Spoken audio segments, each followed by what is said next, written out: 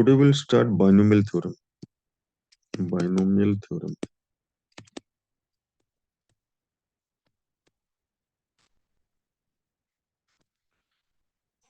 देखो, जैसे आपको मोनोमियल के बारे में पता है, you know the word monomial.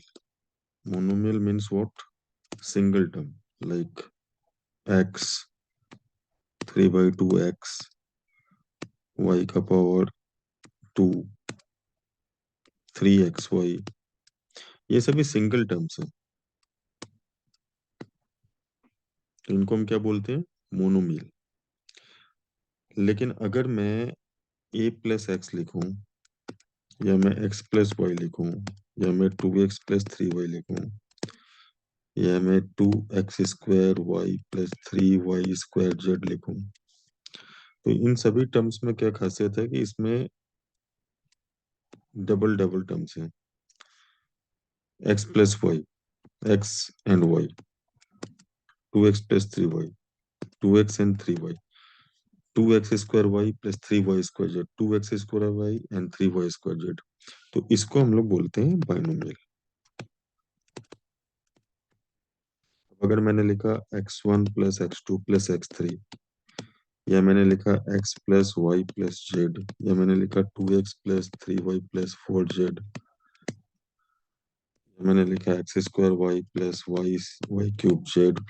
z+z²y, तो ये, या अभी 3 लिखा है मैंने, अगर 3 से ज्यादा भी लिखा हूं मैं, मान लो x1+x2+x3+x4, तो ये सभी मोनोमियल और बाइनोमियल से नेक्स्ट जो मोर देन 2 टर्म्स अगर ऐड हो रहे हैं, तो इनको आप बोल सकते हैं मल्टीनोमियल. मल्टीनोमियल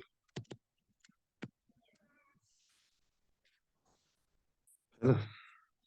अभी मोनोमियल में मान लीजिए मैंने ऐसा भी लिखा ना, √x, तो ये मोनोमियल है. 3/2x का पावर 2/3, ये मोनोमियल है क्योंकि सिंगल टर्म्स है. तो अभी सिमिलर टर्म्स जैसा अगर मान लीजिए मैंने पोलिनोमियल बोला, तो पोलिनोमियल और मोनोमियल में काफी, पोलिनोमियल और इनफैक्ट मल्टीनोमियल में बच्चे काफी कंफ्यूज करते हैं. पोलिनोमियल में आपको यही याद रखना है, अब वो सिंगल वेरिएबल x में हो या x और y में हो, it will contain, it will contain only integral powers. Fractional powers नहीं हो सकते इसमें. Integral powers of the variable.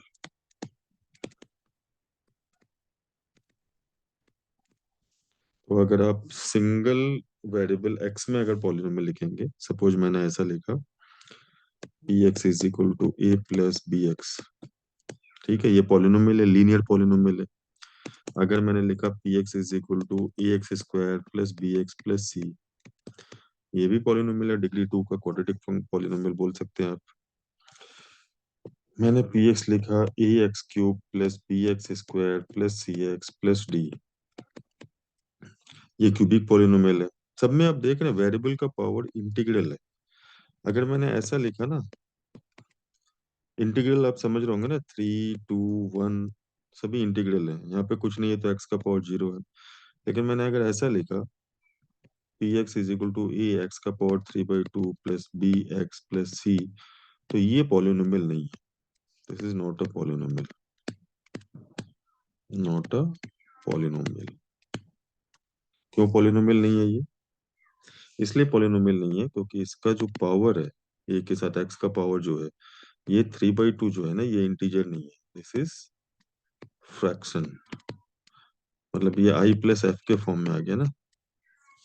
तो 3/2 अगर आ गया, 2/3 आ गया, तो वो फिर पॉलिनोमियल का डेफिनेशन को सेटिस्फाई नहीं करेगा. तो बाइनोमियल थ्योरम में सबसे पहले हमें ये समझना है ना कि बाइनोमियल का मीनिंग क्या होता है. तो बाइनोमियल का मीनिंग क्या हुआ? दो टर्म आपके ऐड किए हुए रहेंगे. अब इसमें हम लोग सबसे पहले जो देखते हैं ना, वो पावर का एक्सपेंशन देखते हैं हम लोग बाइनोमियल का. जैसे a+x का होल स्क्वायर, ये एक बाइनोमियल एक्सपेंशन है. a+x का होल क्यूब, मतलब a+x बाइनोमियल है, उसका होल स्क्वायर आप लिखते हैं. जैसे ये तो आप फॉर्मूले से लिख सकते हैं, a² + 2ax, जो a+b होल स्क्वायर का फॉर्मूला है, +x².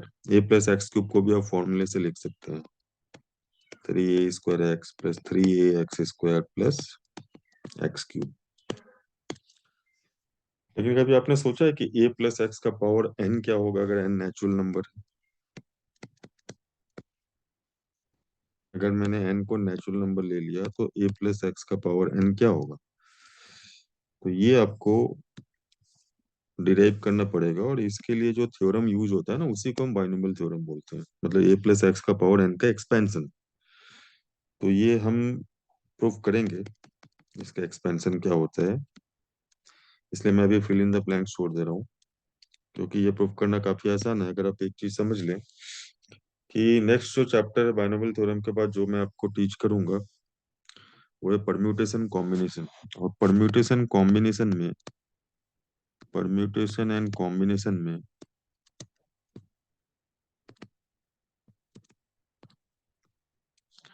एन पी आर और एन सी आर ये दो सिंबल यूज होते हैं, N factorial upon N minus R factorial, और N C R N factorial upon R factorial N minus R factorial.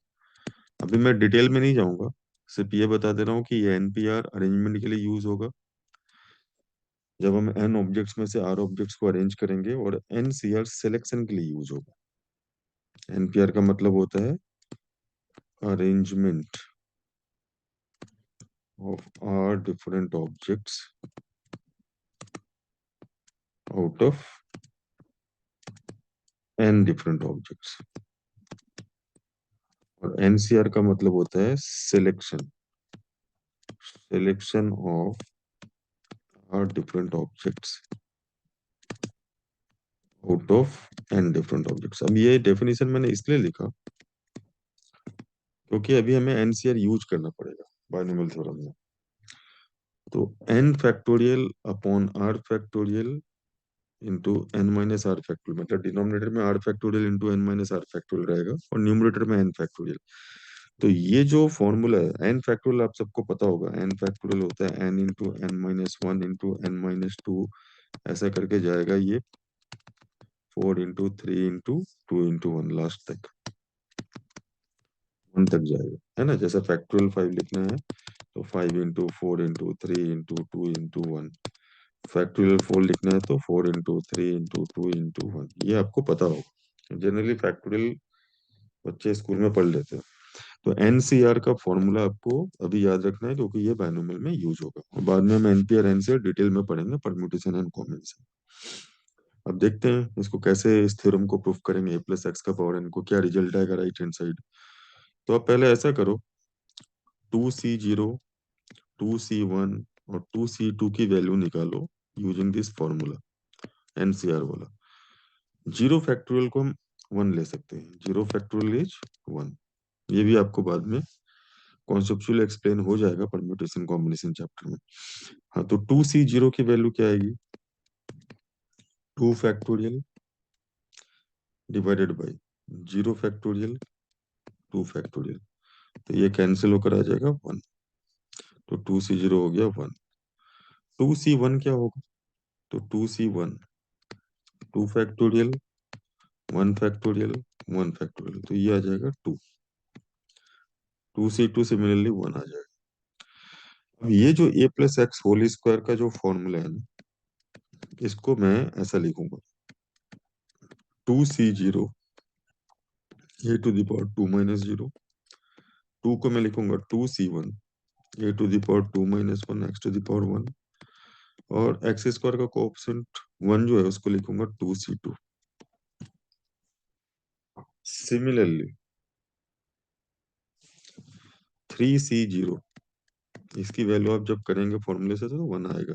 3C1 ये 3 आएगा, 3C2 ये भी 3 आएगा, और 3C3 ये 1 आएगा। तो ये वाले फॉर्मूले को मैं ऐसा लिखूंगा,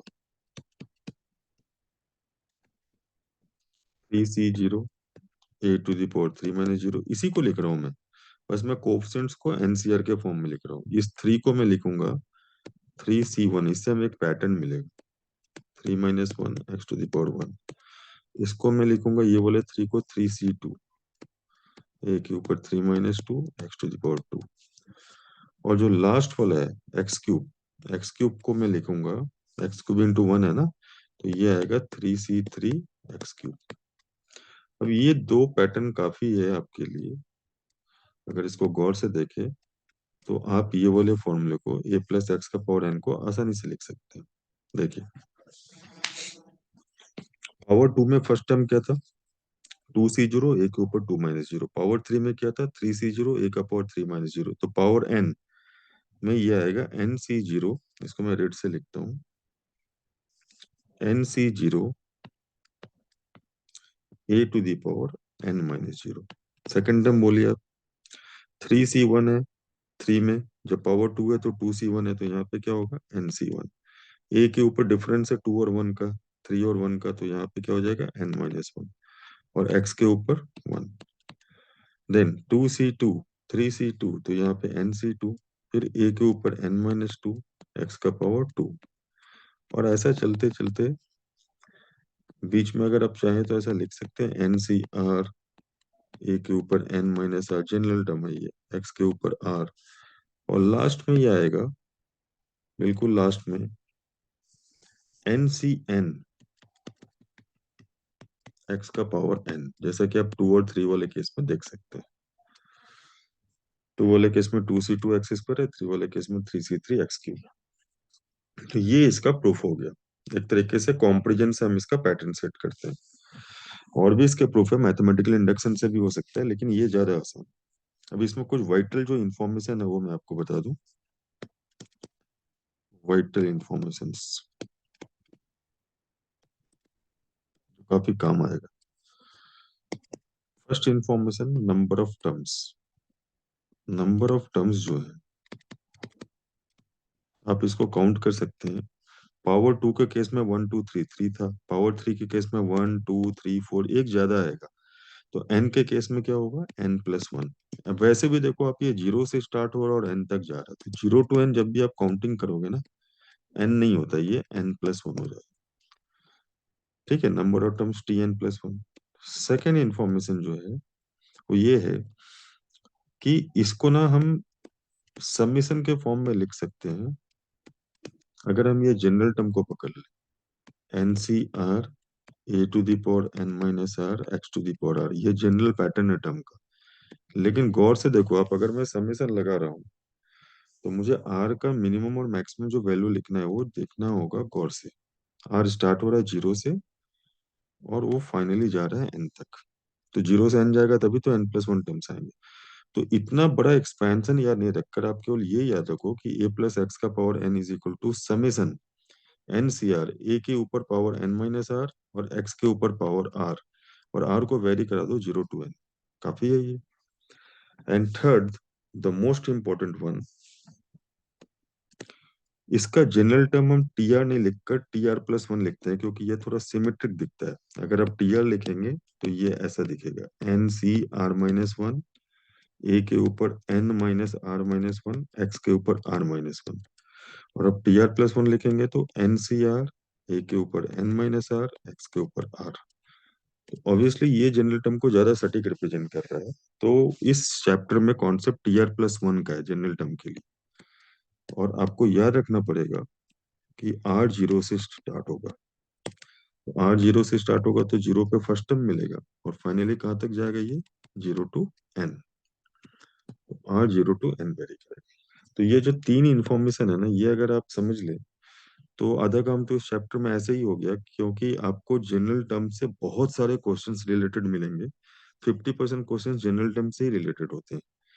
तो इसको आप कॉन्सेंट्रेट करो, अच्छे से रिवाइज करो, क्योंकि ये बाइनोमियल थ्योरम का बेसिक कॉन्सेप्ट है। इसके बाद के जो सब टॉपिक्स आएंगे सभी इसी पे डिपेंडेंट होंगे। Thank you.